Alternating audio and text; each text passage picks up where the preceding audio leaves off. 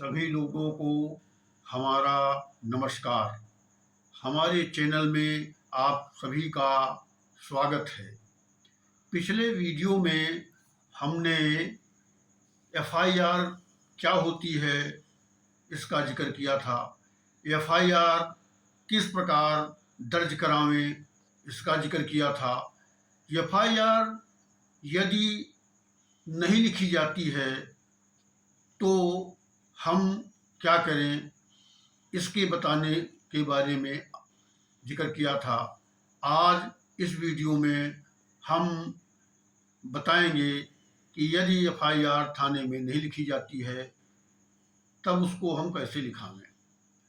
हम अपना एप्लीकेशन थाने में देते भी हैं, थाने में एप्लीकेशन तो ले लिया जाता है, परंतु न कोई रसीद दी जाती है और न एफआईआर की कोई कॉपी दी जाती है जो कि मुफ्त में मिलती है।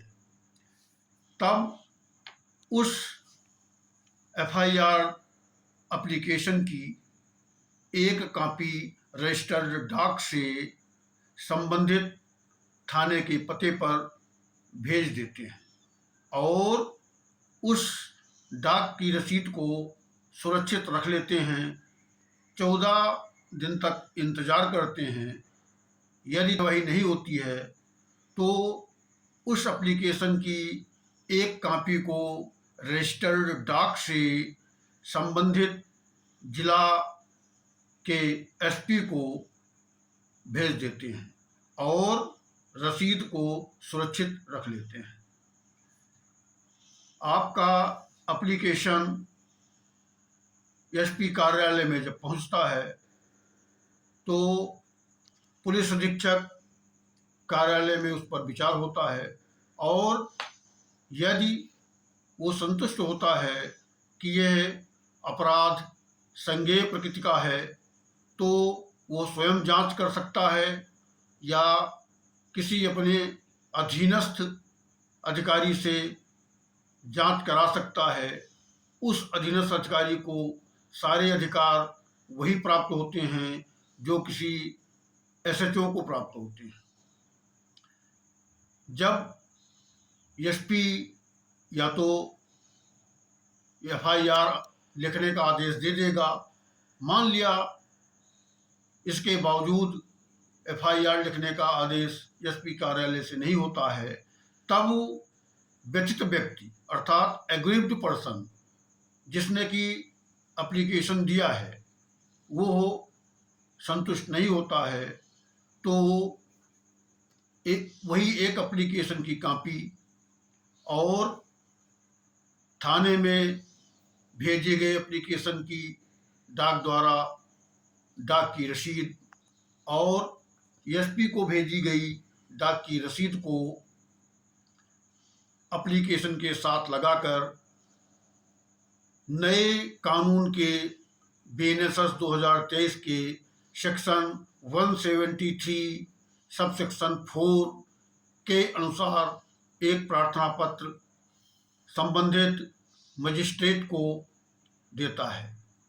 मजिस्ट्रेट यह एप्लीकेशन प्राप्त करने के बाद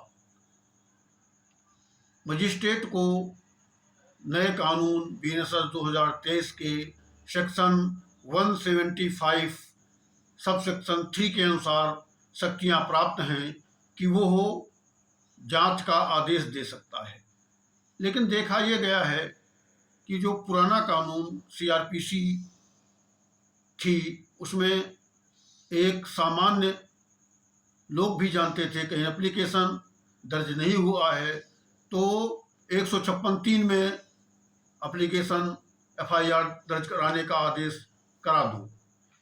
तो इस भ्रम को मजिस्ट्रेट दूर करने के लिए वो सबूत मांगता है कि आप थाने गए थे या नहीं गए थे, कहीं किसी निर्दोष व्यक्ति को परेशान करने के लिए तो कोर्ट से आदेश नहीं करा रहे हैं एफआईआर करने का। इसको भ्रम को दूर करने के लिए वो प्रमाण चाहता है।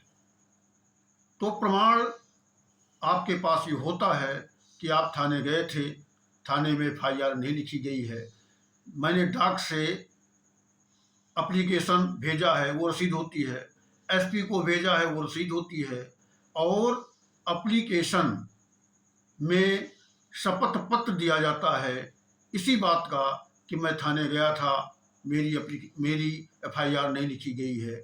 हमने एसपी को भी एक एप्लीकेशन डाक से भेजा, तब भी कोई कार्यवाही नहीं हुई है।